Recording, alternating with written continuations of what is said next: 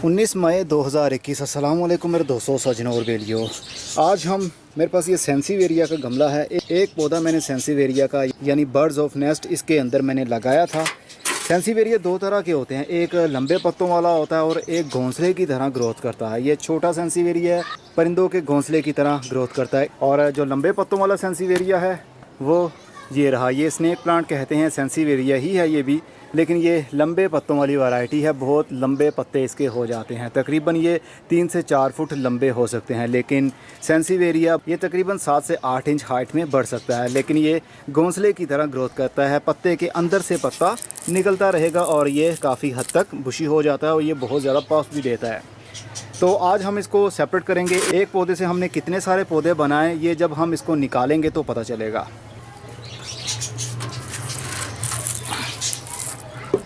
सेंसीवेरिया एक ऐसा पौधा है जिसको किसी भी मौसम में आप लगा सकते हैं, चाहे सर्दी हो गर्मी हो, कभी भी इसको रिपोर्ट किया जा सकता है, कभी भी इसके पप्स लगा सकते हैं। तो ये इसकी रूट बाउंडिंग भी हो रही है। एक पौधे से कितने सारे पौधे बन गए ये आप खुद देख सकते हैं। अब इसको हम रूट बाउल को खोलेंगे।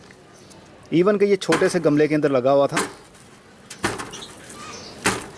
ये वाला गमला मैंने खुद बनाया था।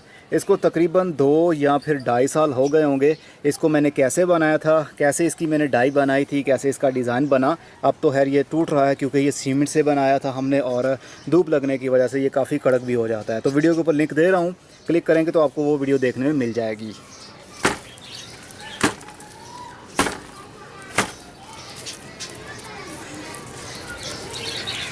बस खींचते जाइए और पौधों को अलग अलग करते जाइए। ये देखिए ये छोटा सा कितना खूबसूरत लग रहा है।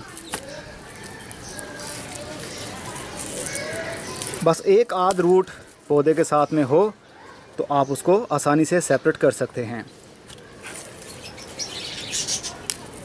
इसको धूप में रिपोर्ट करें, सेपरेट करें, चाहे ठंड के दिन में करें, बरसाती मौसम में करें, कभी भी करें, इसकी ग्रोथ के ऊपर 1% भी फ़र्क नहीं पड़ता। बस इसको बहुत ज़्यादा पानी से आपने बचाना है।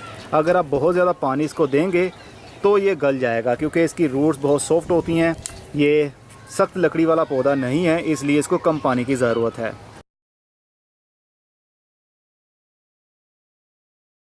चलिए ये हमारा एज अ मदर प्लांट दोबारा से ग्रोथ करेगा। ये पत्ते से भी अपने ग्रोथ को शुरू कर सकता है, इसकी रूटिंग पत्ते से भी शुरू हो सकती है, लेकिन डिवाइड करने से सबसे ज़्यादा तेज़ी से ग्रोथ करते हैं पौधे।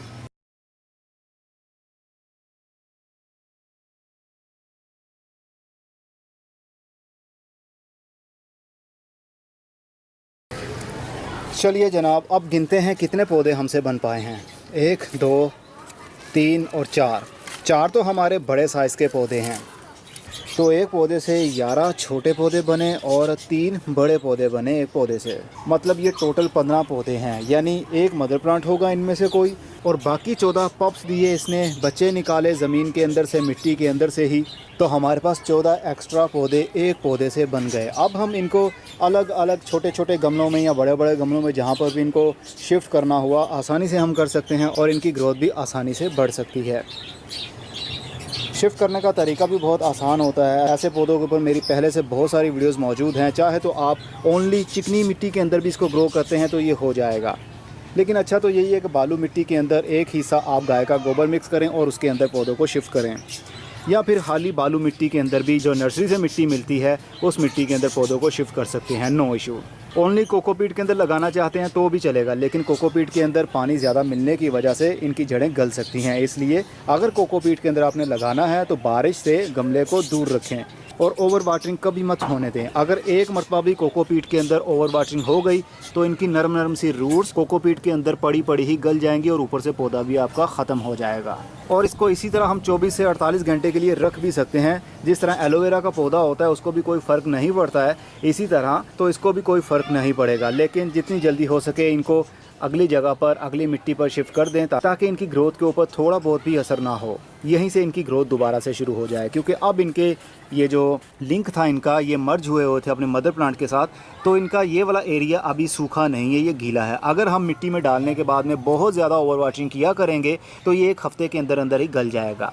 इसलिए जब इसको शिफ्ट करें तो थोड़ा सा पानी दें। मिट्टी 99% खुश्क होनी चाहिए, सिर्फ 1% मिट्टी के अंदर मॉइस्चर होना चाहिए। जब इसकी रूट्स निकलना शुरू हो जाएंगी, ऊपर से पौधे की ग्रोथ भी शुरू हो जाएगी, तो फिर थोड़ी सी ओवर वाटरिंग हो भी जाए तो पौधा और उसकी जड़ें बर्दाश्त कर लेती हैं। लेकिन अभी ये टूटा हुआ एरिया है, यहाँ पर ज़्यादा पानी लगने की वजह से ये वाला एरिया गल भी सकता है, इसलिए ओवर वाटरिंग बिल्कुल भी नहीं करनी। अब मैं चलता हूँ, अपना बहुत सा ख्याल रखिएगा। खुदा हाफिज़।